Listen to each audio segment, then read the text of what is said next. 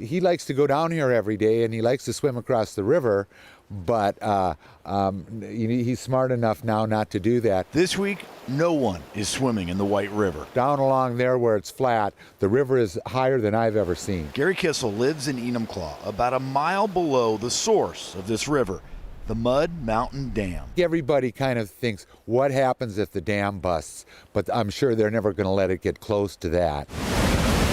The Army Corps of Engineers is tasked with controlling water levels in the dam.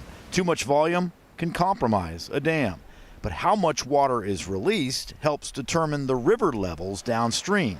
There were plans to increase the outflow this morning, release some pressure on the dam, but the overnight breach of a HESCO barrier levee in Pacific caused the Corps to slow the flow out of the dam, one of a series of dams constructed after devastating floods in the valleys of the White, Green, and Skagit rivers. Those dams are being very dynamically managed to make sure that they are not exceeding the capacity of the safe water levels within the dams. The state's emergency management director says the dams in Washington are doing their job, limiting the floodwaters. Well, that's, I would say, almost a dilemma for them. Back along the White River, Gary Kissel trusts the dam engineers above his neighborhood. With this amount of rain and now more rain to come, they have no choice but to increase that flow because it's getting so high behind the dam. So, you know, they're damned if they do or damned if they don't.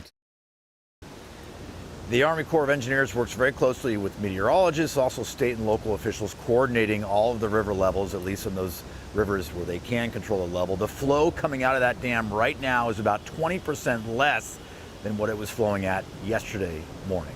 Joyce? And despite all the rain, no structural damage at the region's dams so far?